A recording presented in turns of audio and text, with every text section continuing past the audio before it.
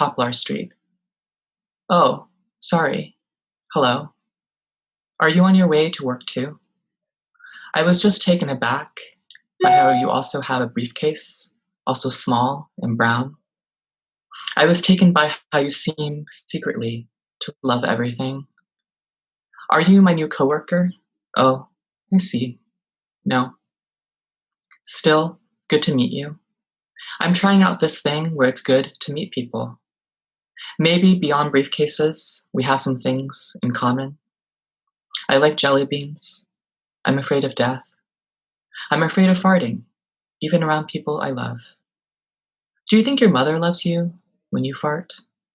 Does your mother love you all the time? Have you ever doubted? I like that the street we're on is named after a tree when there are none, poplar or otherwise.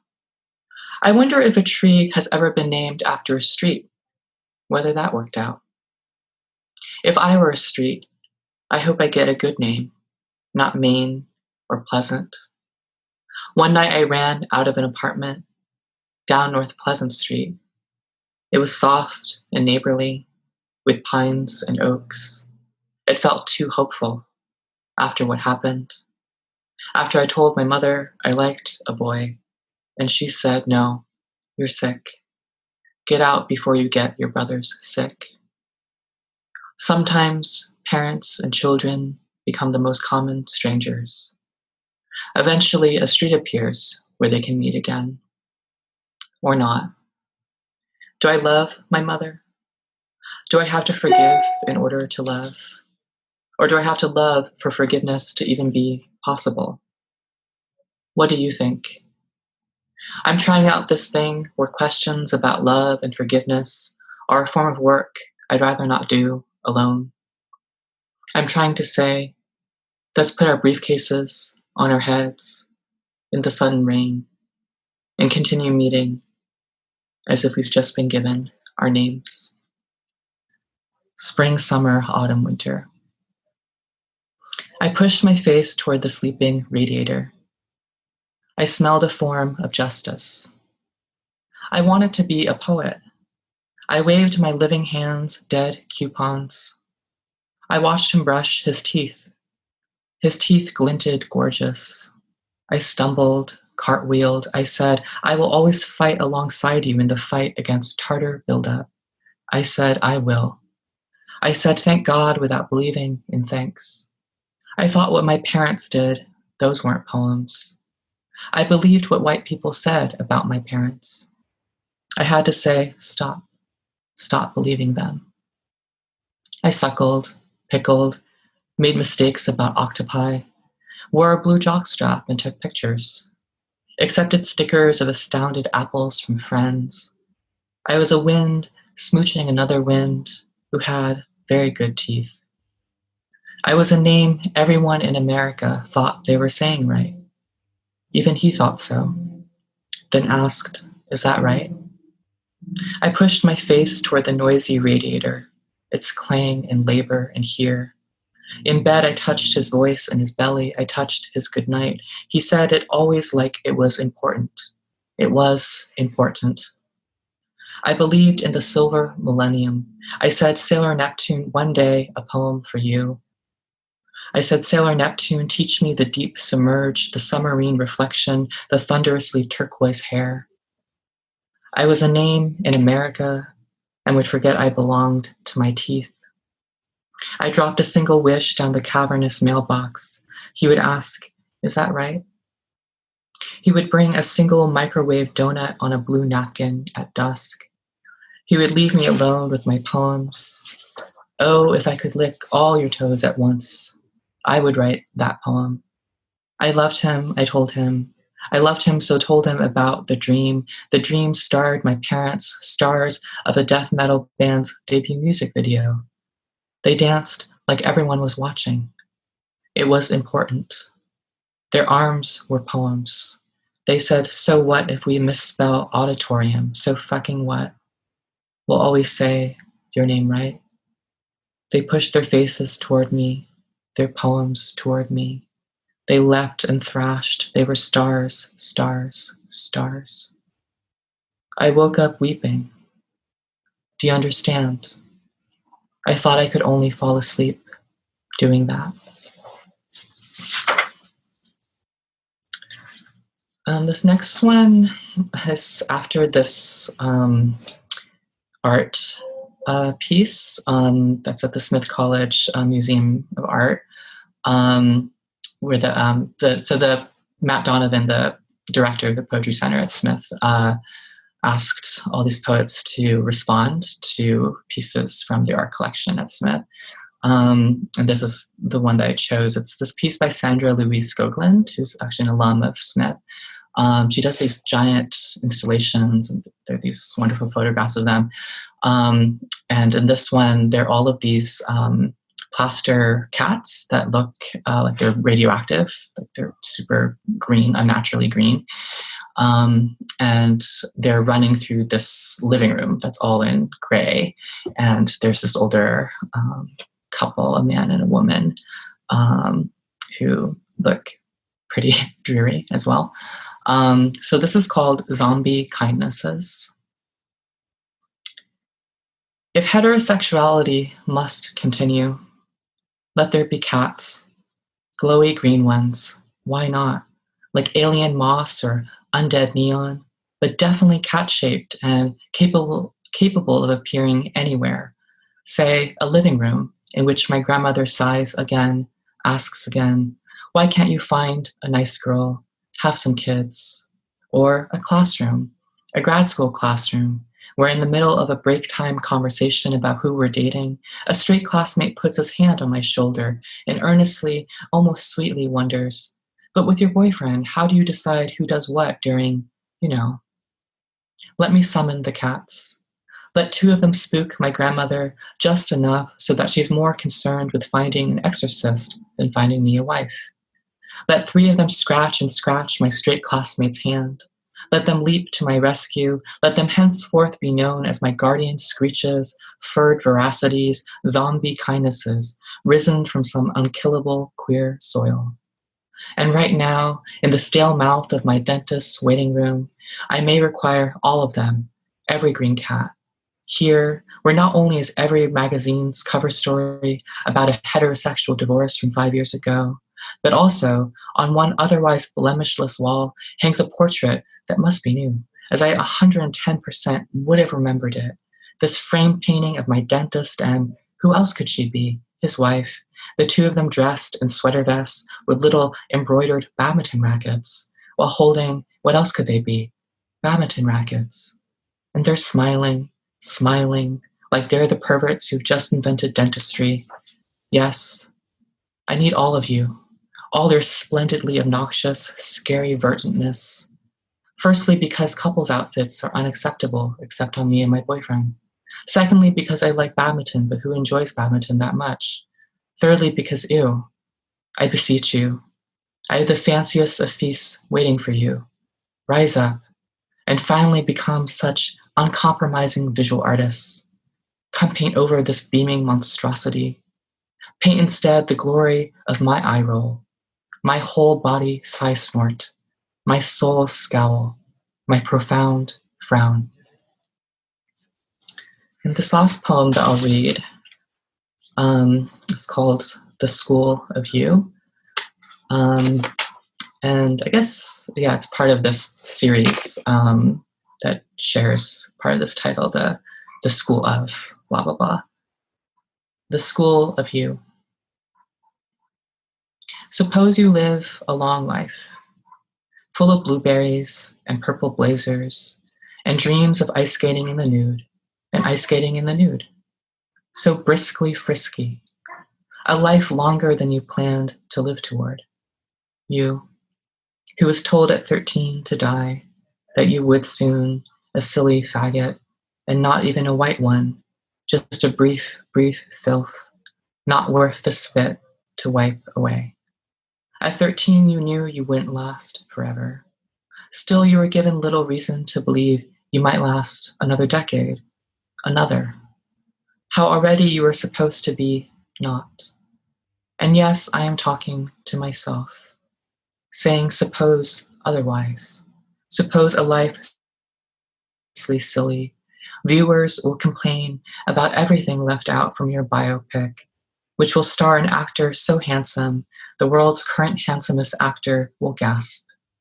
But despite that, yes, the fans will cry, not enough about that time he robbed a creperie. Not enough about his years spent painting hippos.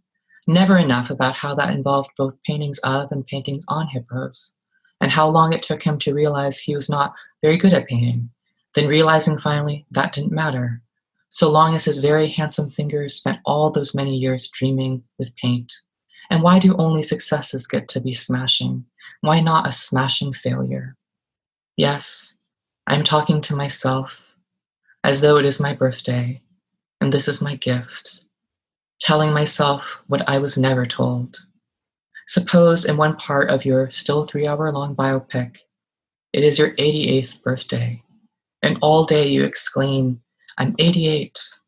At your party, I'm 88, to every friend and fellow silly 80-something faggot.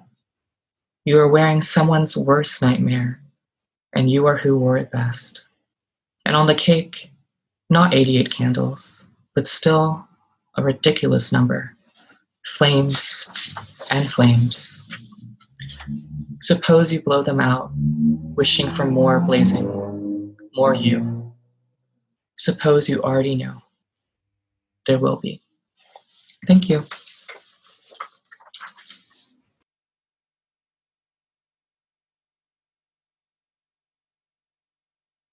One, we watch the clock with its nervous flight of seconds, night peeling away like a bandage from the wide open wound of a city. A light wind leaning close to the window, whispering love, love, lying there along each other like parallel banks, slow breathing, a deep, slender river through the space between our bodies, which once we left behind to dance beyond the periphery of even time. Rain singing at the roof, our first memory of the world. 2. With you, there is neither a choice nor any kind of resistance. My body is at once nothing and everything you can possibly take. I watch from the table as you carry emptied glasses into the kitchen. They slash sunlight into ribbons, gleam like so many knives in a sink. Roughly, you turn on the tap to wash your hands, then approach like a shadow lengthening across the floor, eyes shiny as blades, your body closing in. Pausing to hover, you lift my chin like the lid of a music box as arms once mine take off to meet your sky. 3. The man we loved, the man we had, the man we wanted. They pass us in the streets. They're going to the gym, to the park, to the pub, to invisible rooms on the internet. They cast their lines of hunger out for other men now. The men we wanted who wanted nothing to do with us.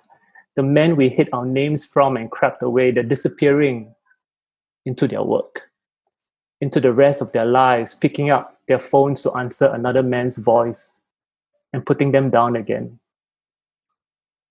The men we had now plow the ache of other men. Time flips them over each other and abrades them to the bone. These men who taught us to be bridges on the way to somewhere else, something better. The men we loved, who wiped the disappointment from our lips with a thumb, a tongue down a throat, a promise to call again and a promise fulfilled long before the accident, the illness, the overseas job, a touch turned cold, the averted vision, the other men. The men we loved, the men we had, the men we wanted. They've done far worse than fail to miss us. They have forgotten us. Each is slinking into a cab with another guy and does not wave goodbye. These men who once taught us of ourselves crane to hear the call of new lives now, the call that's always waiting to be answered. A boy crying wolf, or maybe, just maybe, the truth this time, this truth we leave our better selves for, only to find them again when we least expect it, a face rising like a moon in a night's long window, a night we are scaling with our hearts in our mouths. Then when we reach the top of the stairs, what luck! The moon has become a mirror. 4. The cab driver reveals that her parents died in the same bed, holding hands. An autopsy was carried out, meaning nobody believed they had made that decision to go like that together. They could find no sign of poison and no other explanation for how they could have known to reach across a gulf of sleep between them and take hold before their bodies became statues of themselves. I think about us. As the taxi stops outside my home, the apartment we love that we are still paying for, I think about beginnings, about the lovers who instructed us and the lovers whom we instructed before arriving at the lessons of each other, the ones that continue to teach us now. I imagine we are standing on a coast in a black and white film, together with everyone we have ever loved. A thin white tsunami appears across the horizon. All of us are walking into the foam, walking straight to that singular wave. Some are holding each other's hands while others hold only themselves against the rising water. I leave the cab, take out my keys, but pause at our front door, the sea shouting in my ears as I wonder what time you'll be home. 5. If our bodies are empty metaphors, gesturing at souls indistinguishable from a limitless whole, if all similes are wishful thinking, looping back upon themselves to strangle vision, if words only invite more words to form pictures within pictures bound by a frame, if suddenly I stop talking and you can still tell anyway. 6. Last one. The laundry can wait. So can the dishes. Our emails and mobile phones too. We could sit out naked by the window if we dared. Or we could catch the news. I could watch you struggle not to doze off during the sports announcements. There will be plenty of time for sleep. Since you asked, the plants are watered and the light has stopped flickering since I replaced the bulb. And who knows, the dishes might clean themselves after we are gone. How about if we add an extra hour to our day so we may fill it with our sighs? There will be plenty of time for sleep. For now, let us settle into the dimness of evening, our talk, like the passing of a melody from one instrument to another. Are you worried about how early you would have to go to work tomorrow? Take a breath. Look at me. There'll be plenty of time for sleep.